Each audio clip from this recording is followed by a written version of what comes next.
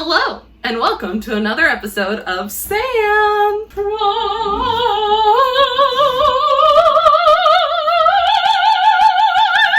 Baking from the Outlander Kitchen cookbook for Ginger-Nut Biscuits.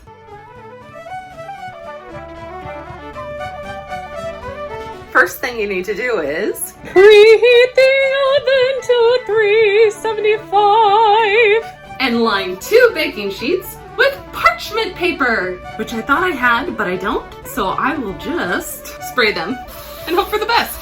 Then in a big bowl or your electric mixer, put in 1 cup of butter, 2 sticks, and a cup and 1/3 brown sugar, and cream it together. Then add 1/4 cup of honey. Oh yeah.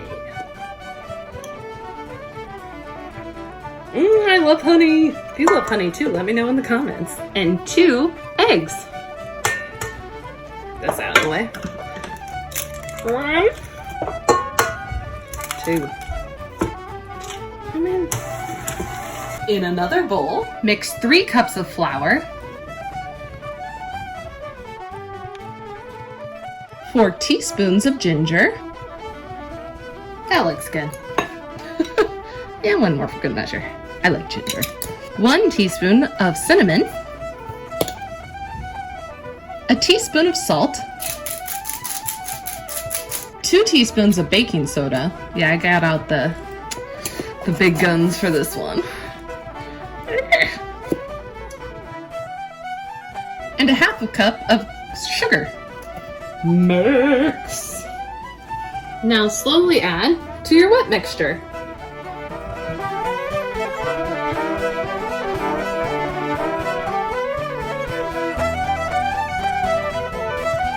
Now roll into golf-size balls and roll them in granulated sugar. I think that's the size of a golf ball. And put them on the tray 1 inch apart.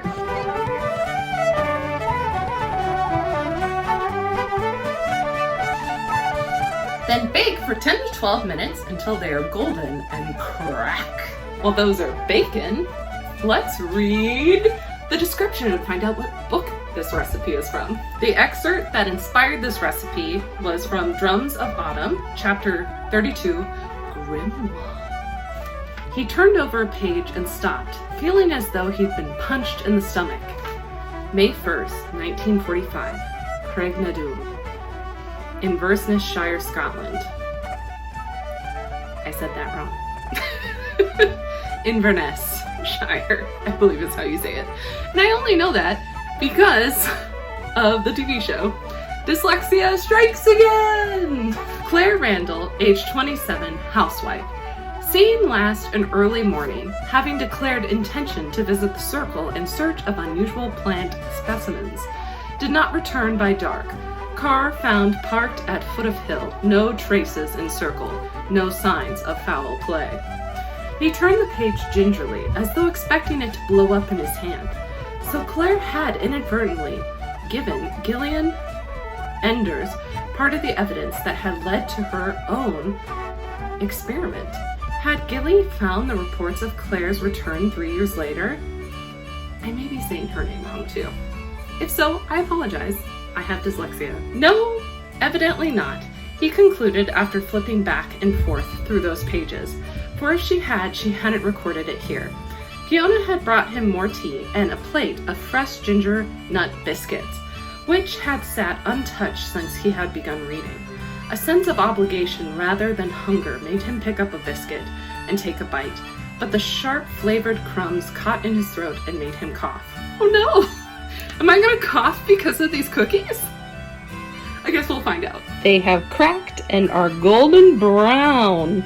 Now it says you need to leave them there for 5 minutes on the tray before transferring them to a rack. Okay, let's try one out.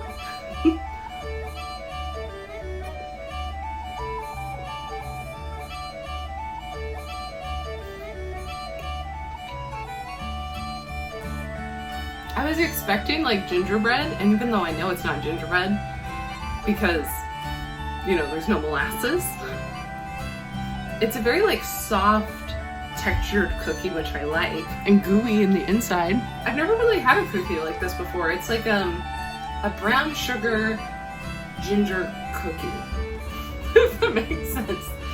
I would put more ginger in it. It's not coming through, which there is like a note on the bottom that says if you really like ginger, do some candy ginger to roll it in on the outside. I think I would do that next time compared to just the regular sugar. But it is a good cookie. I would make it again. But it's not the most amazing cookie I've ever had in my life. I would give it an 8 out of 10. Solid cookie. Not too sweet. Nice, fluffy, soft texture if you like that in a cookie. But nothing like, ooh. It's not like the oatmeal cookies from the DnD cookbook I did. Those are like, if you like this episode, be sure to like and subscribe. And if you just want more exclusive content, be sure to check out my Patreon. You get one exclusive Patreon episode per month if you join. Until next time, bye!